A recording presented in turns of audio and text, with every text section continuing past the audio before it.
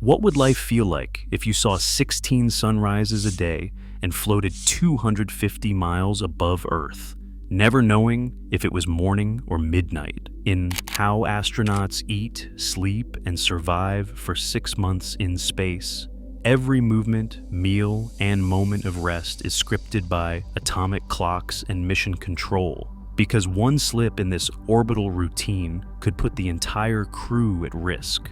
But how do you find human rhythm in a world with no up or down, and what invisible threats are waiting if you fail?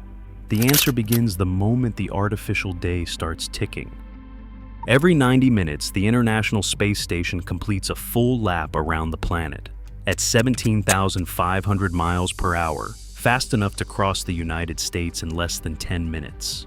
Astronauts aboard the ISS witness 16 sunrises and 16 sunsets every single Earth day. The view from the station's windows is a blur of clouds, continents, and shifting light, with the horizon bending sharply against the blackness of space.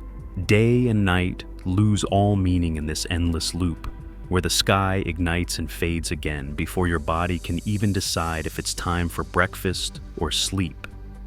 The human brain, tuned for the slow rhythm of dawn and dusk on Earth, finds itself adrift.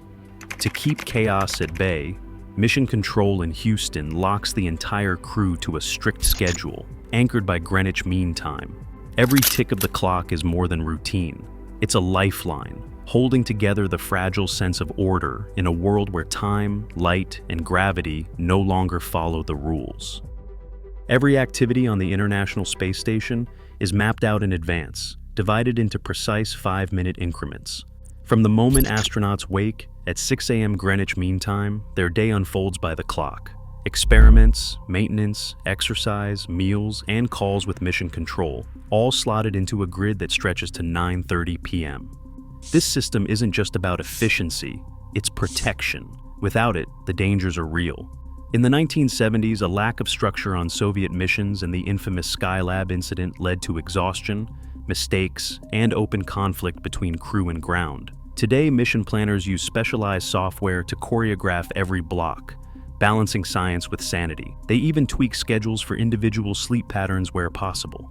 The manufactured day, built on Earth time, acts as a buffer against the chaos of orbit.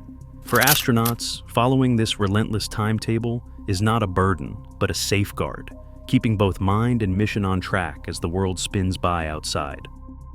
Inside the International Space Station, sleep is a nightly experiment in adaptation. Each astronaut has a private pod, barely 2 cubic meters, just enough room for a sleeping bag, a laptop, and a few personal mementos. The sensation of floating, untethered by gravity, is both freeing and unsettling. To avoid drifting, astronauts secure themselves with loops or straps before zipping up their bags. The station never truly quiets. Hundreds of fans and pumps hum around the clock, pushing air through filters and life support systems. Even with earplugs, the noise is impossible to escape. Many describe it as sleeping inside a giant vacuum cleaner. 8 hours are set aside for rest, but most astronauts manage only 5 or 6. The reasons are as much physiological as environmental. The mind struggles to settle, and the body reacts to subtle shifts in air and temperature. Each pod is fitted with a dedicated ventilation fan, a critical safeguard. Without it, exhaled carbon dioxide can pool invisibly around the face, leading to headaches or grogginess. In 2015, a fan failure in Node 2 forced urgent repairs after carbon dioxide levels spiked, underscoring how even sleep depends on constant vigilance. The nightly ritual, securing straps, checking airflow, blocking out the mechanical drone, becomes a quiet act of self-preservation, repeated every orbit, night after night. Showers are impossible in orbit. Every drop of water floats, threatening to short out electronics or drift into sensitive filters. To stay clean, astronauts rely on a carefully rationed hygiene kit, built for a world where gravity doesn't help. Each crew member receives just 1 gallon, about 4 liters of water per day. That has to cover drinking, cooking, and all personal cleaning. Morning routines start with a packet of hospital-grade wet wipes, used to scrub skin and remove sweat. No-rinse shampoo, first designed for patients on Earth, who couldn't leave their beds, is massaged into hair and then towel dried. Toothpaste is swallowed, not spit, because loose globs could float away and stick to equipment. Soap is rare, used in tiny amounts, and always wiped away with a damp towel to prevent any residue from escaping. Every bit of waste, wipes, wrappers, even used towels, is sealed and stowed, since stray debris can clog air filters or damage hardware. Hygiene in space isn't just about comfort. It's a daily test of ingenuity, discipline, and respect for the fragile systems that keep the station running. Waste management in orbit is a feat of engineering as much as necessity. On the International Space Station, the toilet in the Tranquility module looks unremarkable, but it's the heart of a closed-loop system that redefines what survival means. Traditional plumbing is useless in microgravity, so the ISS toilet uses air suction instead of water. Astronauts must strap themselves in tightly, creating a seal over a 4-inch opening. When in use, airflow pulls waste away. No splashing, no spills, just a carefully controlled vacuum. Solid waste is compressed and stored in containers that will eventually burn up during re-entry. But the real breakthrough lies in what happens to liquid waste. Urine is funneled into the Environmental Control and Life Support System, or ECLSS. Here, a process called vacuum distillation separates water from everything else. The vapor is filtered, purified, and returned to the station as clean drinking water. Over 90% of all onboard water is recovered and reused. Every cup of coffee, every rehydrated meal owes its existence to this cycle. The system is so efficient that even the humidity from exhaled breath is captured and recycled. On Earth, this would be unthinkable. In space, it's the difference between dependence and true sustainability. Menus on the International Space Station are not a last-minute decision. NASA nutritionists and astronauts begin planning meals 8 to 9 months before launch, building a menu that balances comfort, culture, and strict medical needs. Every bite is calculated. Sodium is kept low to prevent bone loss, while vitamin D is boosted to make up for 6 sunless months. The food comes in 3 main forms: thermostabilized pouches, rehydratable packs, and natural foods like nuts and fruit. Bread is out of the question. Tortillas are the staple, chosen because they do not create crumbs that could clog vital equipment. But calories alone will not keep anyone healthy in orbit. Microgravity strips muscle and bone at an alarming rate, up to 2% of bone density lost each month. To fight this, astronauts devote 2 hours every day to exercise. The ARED, or Advanced Resistive Exercise DERS, mimics heavy weightlifting, while the T2 treadmill uses harnesses to hold bodies down as they run. A cycle ergometer keeps hearts and lungs in shape. Every session is tracked by doctors on Earth, who monitor performance through live telemetry, searching for any sign the body is losing ground. Nutrition and fitness are linked in a closed loop. Eat, train, recover, repeat. This discipline is what makes long-term survival possible, turning daily routines into the backbone of life in space.